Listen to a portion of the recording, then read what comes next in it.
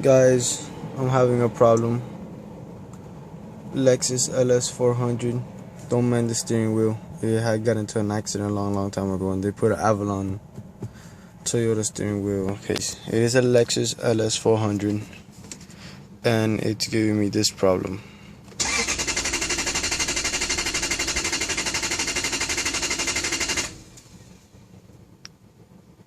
It just won't start.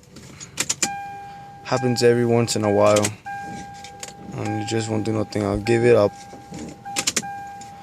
Flip this switch 2 or 3 times.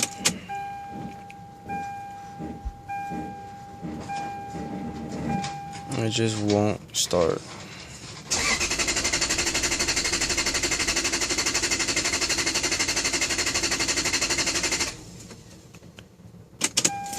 I need some help.